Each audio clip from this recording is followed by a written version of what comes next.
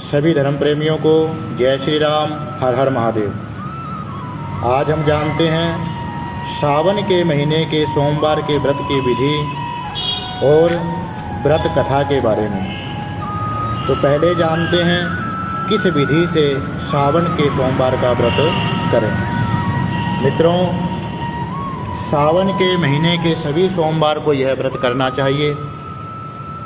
यह व्रत करने की विधि है प्रातःकाल स्नान आदि से निवृत्त होकर के पंचाक्षर मंत्र नमः शिवाय का जप करते हुए एक पूजा की थैली तैयार करें। उसमें रोली, मोली, चावल, दूध, दही, शहद, चंदन, बेलपत्र, भांग, आक, धतूरे, जनेऊ, धूप, दीप आदि से सब सामग्री तैयार करके शिव मंदिर में जा कर के भगवान शिव की पूजा करें। शिवलिंग पर जल, दूध आदि अर्पण करें। माँ पार्वती को, गणेश जी को, नंदी भगवान को नमस्कार करें और उसके बाद आरती करें। आरती के बाद जो है शिव मंदिर में ही बैठ करके कथा को श्रवण करें या कथा को पढ़ें। तो आइए जानते हैं सावन के सोमवार की जो व्रत कथा है उसके बारे में। प्राचीन समय में एक नगर में एक बुढ़िया परिवार सहित रहती थी। उसके परिवार में एक लड़की और 2 लड़के थे। लड़के बड़े थे परंतु अभी दोनों की शादी नहीं हुई थी। लड़की भी विवाह के योग्य हो चली थी। बुढ़िया धार्मिक विचारों वाली स्त्री थी। उसके घर के पास भगवान शिव का एक सुंदर मंदिर था जिसमें एक साधु रहता था। वह बड़ी श्रद्धा से भगवान शिव की सेवा करता था। बुढ़िया प्रतिदिन सुबह नहा धोकर के मंदिर जाया करती। शिवरात्रि के दिन सुबह बुढ़िया अपने बच्चों को साथ लेकर मंदिर पहुंची। सभी ने बड़ी श्रद्धा से भगवान शिव की पूजा अर्चना की। घर को वापस आते समय बुढ़िया ने साधु को बच्चों को आशीर्वाद देने को कहा। तो साधु ने लड़कों को बहुत से आशीर्वाद दिए परंतु लड़की को कोई आशीर्वाद नहीं दिया। बुढ़िया ने साधु से हैरान होकर नम्रता सहित प्रसन्न किया कि हे महात्मा, आपने लड़कों को तो आशीर्वाद दे दिया परंतु मेरी इस प्यारी सी बच्ची को आशीर्वाद क्यों नहीं दिया? कृपया मेरी शंका का समाधान करें। साधु ने सबकी ओर स्नेह की दृष्टि डाली और कहा कि मैं इस लड़की को आशीर्वाद नहीं दे सकता क्योंकि इसके भाग्य में सुहाग का सुख नहीं है। साधु के वचन को सुनकर सभी हैरान हो गए। सभी के चेहरे पर परेशानी की लकीरें प्रकट हो आई। बुढ़िया ने साधु से प्रार्थना की कि इसका कोई उपाय तो बताइए जिससे हमारी प्यारी बेटी को सुहाग की प्राप्ति हो। हम अपनी बेटी के इस कष्ट को दूर करने के लिए कुछ भी करने को तैयार हैं। अगर हमारे प्राणों की आहुति से ही हमारी बेटी का भला हो सकता है तो हम उसके लिए भी तैयार हैं। उन सब की इस प्रकार की बातें सुनकर के साधु कुछ देर मौन हो गया और साधु ने कहा कि एक ही उपाय है परंतु उपाय बहुत कठिन है। इसके प्राण जाने का भी भय है। सभी ने साधु से प्रार्थना की, कृपया उस उपाय को हम पर प्रकट करें, हम उसे अवश्य करेंगे। इन वचनों को सुनकर के साधु ने कहा कि यहाँ से 7 समुद्र पार एक रमणीक नगर में सोमपति नाम की एक स्त्री रहती है जिसके 100 बेटे हैं। यह वहाँ जाकर अपनी सेवा से उस स्त्री को प्रसन्न करें। अगर वह स्त्री प्रसन्न हो गई तो इसको अवश्य सुहाग की प्राप्ति होगी। आप लोग यहाँ से 6 समुद्र तो आसानी से पार कर सकते हो क्योंकि इनको पार करने के लिए आपको किश्ती मिल सकती है परंतु 7वें समुद्र को पार करने के लिए कुछ भी नहीं मिलेगा क्योंकि वहाँ पर मानव का जाल पाना संभव नहीं है। अगर यह लड़की उस 7वें समुद्र को पार कर लेगी तो अवश्य ही इसको सौभाग्य की प्राप्ति होगी। साधु के कथनानुसार वे सभी भगवान शिव के सहारे घर से निकल पड़े। 6 समुद्र तो उन्होंने भगवान की कृपा से आसानी से किश्ती में बैठ करके पार कर लिए। 7वें समुद्र के तट पर पहुंचकर वे उसे पार करने के उपाय को सोचते हुए भगवान शिव की आराधना करने लगे।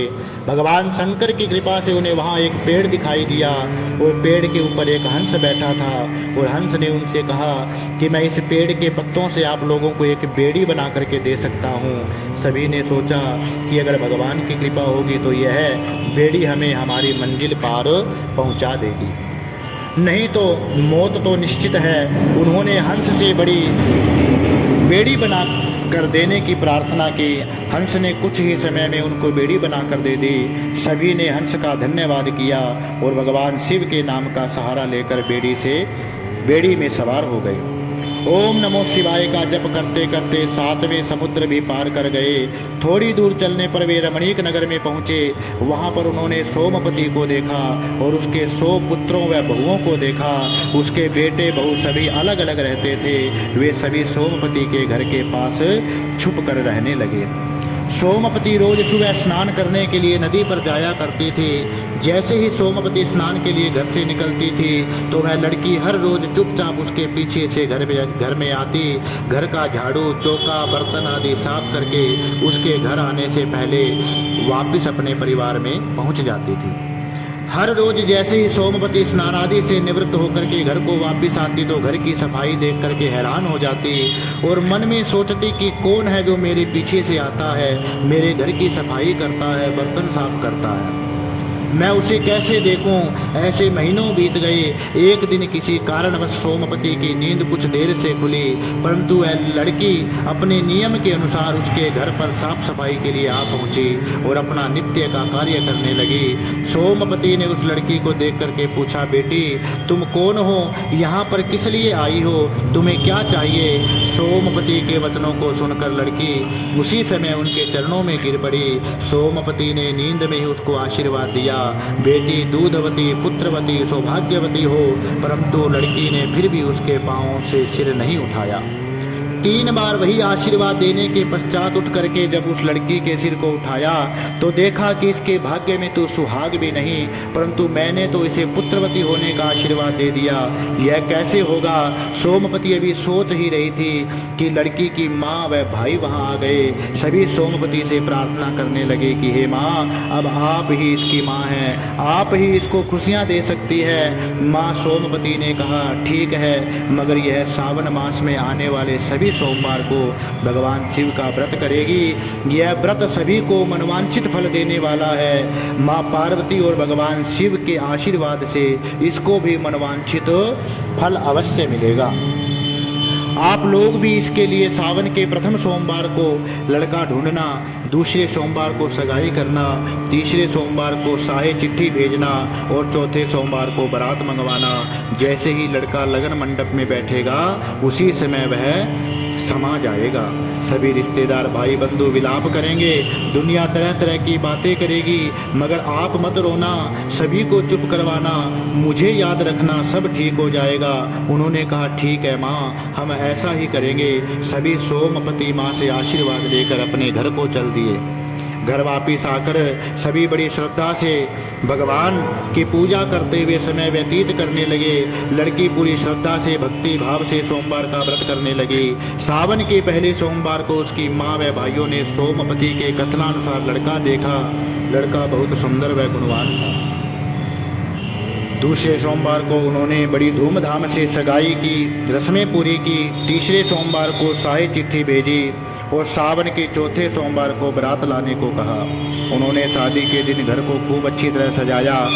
बारात के स्वागत के लिए सजावटी द्वार लगाए, गाजे बाजे का भी खूब प्रबंध किया। निश्चित दिन यानी चौथे सोमवार को निश्चित समय पर बहुत धूमधाम से खुशी से नाचती हुई बारात घर पहुंची। सभी ने मिलकर के बारात का स्वागत किया, बारात को भोजन आदि करवाया, बारात के विश्राम का प्रबंध किया। जब लगन का समय आया तो लड़के को लगन मंडप में बुलाया गया। जैसे ही लड़का लगन मंडप में आसन पर बैठा उसी समय वह धरती में समा गया। लड़के के परिवार के सदस्य व बारात में शामिल सभी बाराती रोने लगे। लोग तरह तरह की बातें बनाने लगे। कोई कहता कि यह डायन है, पहले ही दिन पति को खा गई। कोई कहता यह उल्टा है, कोई कहता कुलसनी है। जितने मुँह उतनी बातें। लड़की मन ही मन में भगवान शंकर व पार्वती को याद करने लगी। हे भोलेनाथ, मेरी इज्जत रखो, मेरे परिवार की इज्जत को बनाए रखो। हे माँ पार्वती, तुम सुहाग देने वाली हो, मेरे सुहाग को जिंदा करो। लड़की की माँ व भाई सहित परिवार के सभी सदस्य सोमपति को याद करने लगे। वे सभी बरातियों को ढाढ़स बंधाने लगे। सब कुछ ठीक हो जाएगा।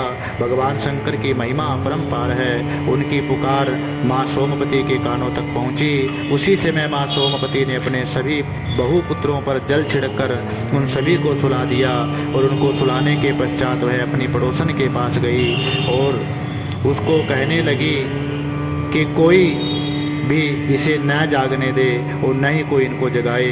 अगर कोई जगाएगा या कोई जाग गया तो वह मर जाएगा। इतना कहकर सोमवती वहाँ से चल पड़ी।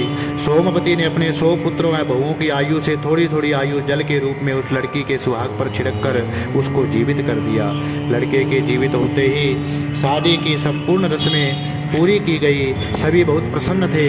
शादी संपन्न होने के पश्चात माँ सोमवती से आशीर्वाद लेकर डोली विदा की गई। उसके बाद माँ सोमवती अपने नगर को चली गई। वह लड़की प्रतिवर्ष सावन के सोमवार का व्रत करने लगी।